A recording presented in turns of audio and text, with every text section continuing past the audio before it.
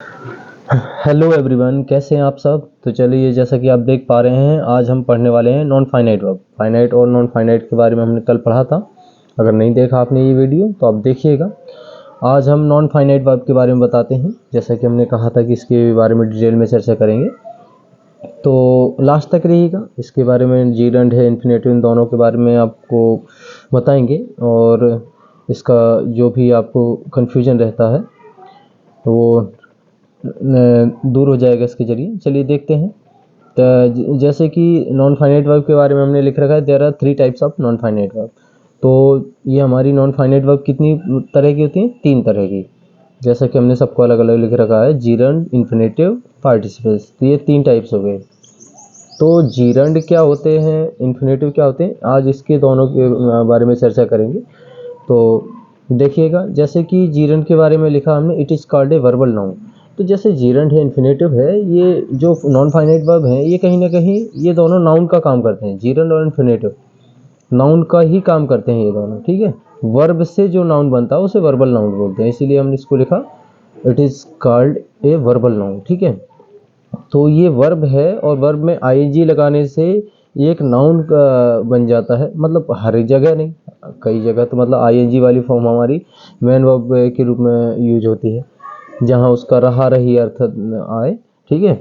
और जहाँ उसके अर्थ में ना आए, जैसे कि करना, खाना पीना। जैसे कि यहाँ swimming is a good exercise, तो तैरना एक अच्छा व्यायाम है। तो तैरना ना आ गया, यानी कि, और ये एज अ सब्जेक्ट आया है, तो ये हमारा वर्बल नाउन हो जाएगा। और ये मेन वर्ब में आईएनजी लगाने से बना है ये नाउन, इसलिए इसको जीरंड बोलेंगे, ठीक है। तो इस तरह बेसिक फ़र्क है कि इनका हिंदी अर्थ निकालें तो बाद में ना आएगा, ठीक है। तो जीरंड क्या मेन वर्ब में आईएनजी लगाने से बनता है, ठीक है। मेन वर्ब में आईएनजी लगाने से हमारा जीरंड बनता है। और इसके लिए जैसे कि हम एग्जांपल देखें, swimming is a good exercise. अलग अलग एग्जांपल लिख रखे हैं हमने। कहीं पे सब जगह हम बताएंगे कि कहाँ कौन सब्जेक्ट है, कहाँ वो ऑब्जेक्ट है, कहाँ वो नाउन है। तो इसके बारे में, हर चीज़ के बारे में डिस्कस कर रहे हैं। तो swimming is a good exercise, जैसा कि आप देख पा रहे हैं। तो इसमें हमारा सबसे पहले क्या आता है सेंटेंस में? सब्जेक्ट, फिर उसके बाद वर्ब। तो इसमें हमारा ये एज ए सब्जेक्ट काम कर रहा है। सब्जेक्ट क्या हो सकता है? नाउन या प्रोनाउन होगा। तो ये हमारा सब्जेक्ट, ये वर्ब में आईएनजी लगाने से बना है, तो ये हमारा वर्बल नाउन हो जाएगा, ठीक है। और ये क्या है? वर्ब में आईएनजी लगाने से क्या बनता है हमारा? जीरंड। तो ये हमारा जीरंड कहलाएगा, ठीक है। तो ये जीरंड हो गया। मेन वर्ब में आईएनजी देखें और सब्जेक्ट, ऑब्जेक्ट या ऑब्जेक्ट ऑफ ए प्रीपोजिशन या कॉम्प्लीमेंट के रूप में अलग अलग जगह यूज हो सकता है उसका। जैसे कि अगला है, he likes watching Turkish dramas, ठीक है। तो ही लाइक्स, वह पसंद करता है, वॉचिंग मीन्स देखना, Turkish dramas means Turkish drama, ठीक है। तो ये जो है वॉचिंग क्या है? देखना पसंद करता है। तो ये हमारा एज अ ऑब्जेक्ट यूज हुआ है और ये एज अ नाउन, ठीक है। तो ये हमारा जीरंड हो जाएगा। तो बस मैन वॉच मीन्स देखना और उसमें आईएनजी लगा है, तो वॉचिंग, ठीक है। तो ये अर्थ देगा हमारा देखना पसंद करते। तो यहाँ पे ये हमारा क्या है? जीरंड एज अ ऑब्जेक्ट काम कर रहा है। जैसे हम कह दें he is watching Turkish dramas, कि वह टर्किश ड्रामा देख रहा है, तब वो watching as a main verb है।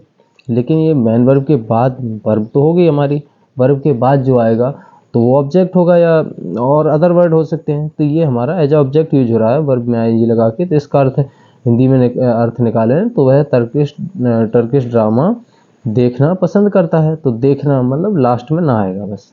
तो अगला है, I am fond of singing. I am fond of singing, यानी कि मैं संगीत सुनने का, मैं गाने का शौकीन हूँ। सिंगिंग मीन्स गाना, ठीक है। मैं गाने का शौकीन हूँ। तो ये इसमें गाने का शौकीन मतलब कि इसमें ऑब्जेक्ट ऑफ ए प्रीपोजिशन के रूप में ये यूज हुआ है हमारा, ठीक है। ऑब्जेक्ट ऑफ ए प्रीपोजिशन, ठीक है। अगला है, his habit was abusing others. तो उसकी आदत है दूसरों को गाली देना। तो गाली देना जो है ये हमारा complement, as a complement use हो रहा है। लिंकिंग वर्ब के साथ क्या आता है? कॉम्प्लीमेंट। तो ये देखो लिंकिंग वर्ब है, इसमें कोई मतलब प्रेजेंट पास्ट कंटिन्यूस वाली वर्ब नहीं है, हेल्पिंग वर्ब। तो ये हमारा लिंकिंग वर्ब है। इसके बाद क्या आएगी? हमारा कॉम्प्लीमेंट आएगा, जो भी आएगा, ठीक है। तो ये यहाँ कॉम्प्लीमेंट हो गया। तो मतलब कि मेन वर्ब में आईएनजी लगाने से क्या बनता है हमारा? जीरंड। और वो as a subject, as a object, as a object of a preposition और एज अ कॉम्प्लीमेंट यूज हो सकता है, ठीक है। तो इस तरह से आप जीरंड के बारे में समझे। अभी इन्फिनेटिव के बारे में बताएं तो it is also called a verbal noun, इसको भी हम वर्बल नाउन बोलते हैं, मतलब ये भी एज ए नाउन ही यूज होता है सेंटेंसों में, और इसका अर्थ भी लास्ट में ना निकलेगा।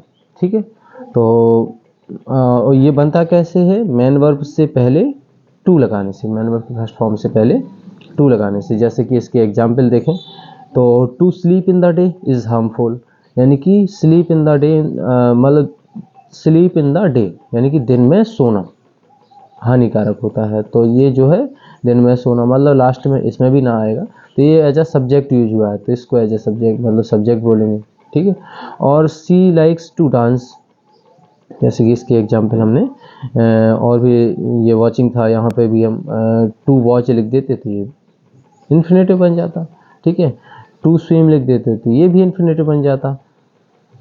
तो इस तरह से हमारा ये भी क्या हो जाएगा, ये इन्फिनेटिव हो जाएगा मैन वर्ब से पहले टू लगाने से। और इसका अर्थ हिंदी में क्या आएगा, ना, यानी कि वह नृत्य करना यानी कि डांस करना पसंद करती। ठीक है, तो उसे नृत्य पसंद है, तो ये जो है हमारा क्या हो जाएगा, इन्फिनेटिव। तो मैन वर्ब से पहले टू लगाने से, मैन वर्ब के पहले टू लगाने से क्या बनता है हमारा, इन्फिनेटिव।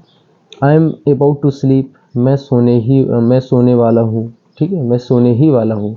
तो जो है अबाउट टू और गोइंग टू का यूज हमने पहले पढ़ा रखा है, अभी अगर आपने नहीं देखा तो आप उसको देखिएगा। तो देखो मैन वर्ब से पहले इसमें भी टू आया, तो ये भी हमारा क्या हो जाएगा, इन्फिनेटिव। ठीक है, तो my desire is to purchase a house, मेरी इच्छा है कि मैं एक घर खरीदूँ, मेरी इच्छा एक घर खरीदने की है। ठीक है, परचेज ए हाउस, तो ये टू परचेज क्या हमारा, मैन वर्ब परचेज मीन्स खरीदना, और इससे पहले टू आया, ये हमारा क्या है,